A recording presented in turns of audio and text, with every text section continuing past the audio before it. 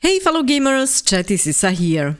Today we've got some exciting new updates on the Blood of Dawnwalker, the upcoming dark fantasy RPG from Rebel Wolves. That's the studio founded by the former The Witcher 3 devs.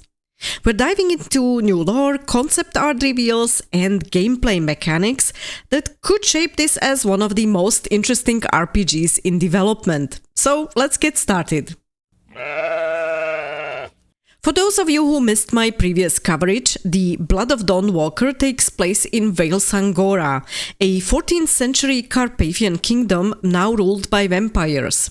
You play as Cohen, a man struggling between his humanity and vampiric nature. The game promises non-linear storytelling, meaningful choices, and deep RPG mechanics. If you want more details on the core setup or about the characters, check out my previous videos, which I'm linking here on the screen, as well as at the end of the vid. Today, we're jumping straight into the latest updates. One of the most talked about mechanics in the Blood of Dawnwalker is the time-based progression system. Unlike traditional RPGs where time moves at your own pace, in this game time progresses when you complete quests. It should not move forward when you freely explore the world. The idea is to add urgency to choices rather than letting players stall indefinitely.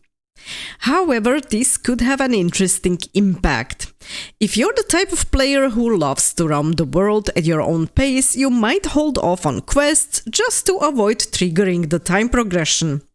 There's still a certain clock ticking in the background though, based on the example the creative director Mateusz Tomaszkiewicz mentioned in the interview with Games Radar.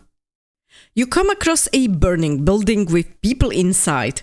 If you walk away from the building and return later, it'll be a pile of rubble and the people inside will have most likely perished. However, if you're roaming around a different part of the world and don't come across that building, the clock isn't ticking on the burning house. It's still there in another area of the map, but it's not until you interact with it that it's decision time. So even if you are deciding that you don't want to trigger any quests and take your time exploring, you might still come across certain events that will trigger a clock anyway. Personally, I prefer to take my time in RPGs. I don't like feeling pressured to rush through a game, but if it's executed well, the system could create a fresh, immersive experience without taking away too much of the player's freedom. But let me know what you think about this approach. Rebel Wolves recently dropped new lore entries, expanding on the mysterious history of Vale Sangora. The story is told through the writings of Albertus Taurinus, a historian from Turin, who was summoned by Kniaz Skender Dragosti, the Valley's ruler. Here's what we've learned. First, Vale Sangora is an isolated, almost mythical place. Few scholars even knew it existed. It's deep in the Carpathians, surrounded by mountains and inaccessible for most of the year. His journey was supposed to take 2 months, but instead it took twice as long, and most of his companions never made it. Second, the superstitions and the mountain folk. Their guide, George, insisted they make an offering to the mountain folk to avoid misfortune. Taurinus dismissed it as pagan nonsense, a decision he would later regret. And the third, there are mysterious ruins in the mountains. As they neared Vale Sangora, Taurinus saw a massive ancient stone block, expertly carved and painted. He believed it could rival the wonders of ancient civilizations. When he asked George about it, the guide refused to speak and warned, "The people of the Carpathians do not like to discuss their secrets." This adds an entirely new layer of mystery to the game's world. Are these mountain folk connected to the Uriashi, the newly revealed horned humanoids who once lived in seclusion but are now appearing in Vale Sangora? And what's the true significance of the ruins? Could this mean there's an even older civilization behind the vampire uprising? The lore keeps getting deeper, and honestly, I'm now even more curious than before. Speaking of the Uriashi, Rebel Wolves released stunning new concept art showcasing them in detail. Here's what we know. They were once a secluded mountain-dwelling people living in rock huts and caves.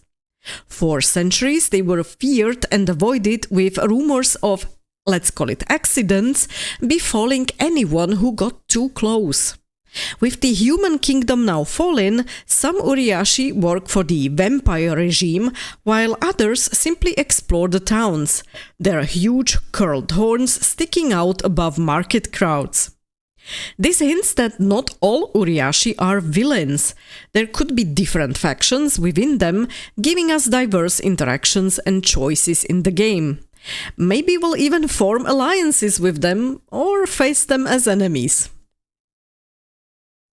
Now, one of the most interesting debates around the Blood of Dawnwalker is the game length.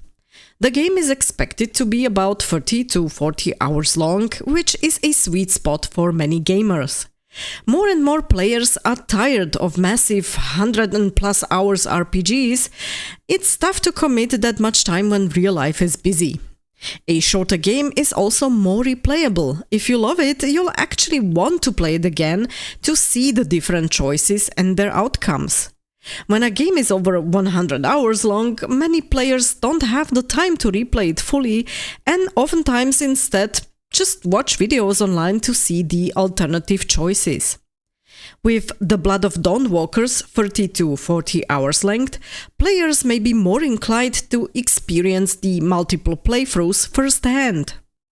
I personally love a well-paced game that respects my time. If the world is engaging and the choices truly matter, then 30 to 40 hours could be perfect for a great RPG experience. It's also a good indicator that the game will not have too much unnecessary filler content, as we've seen in so many other games in recent years. What do you think? Do you prefer shorter, tightly designed RPGs with a strong focus on the story, or rather long, sprawling open worlds which you can explore at your pace? To sum it up, the Blood of Dawnwalker is shaping up to be one of the most promising fantasy RPGs on the horizon. With its unique time mechanic, deep lore, and immersive world building, it's clear Rebel Wolves are taking an ambitious approach. I'll keep an eye on further developments, especially how the time system plays out then in practice. But for now, this game is looking very promising.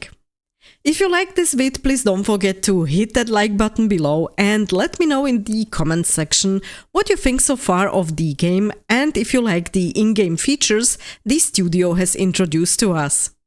Thank you very much for watching, stay tuned and game on!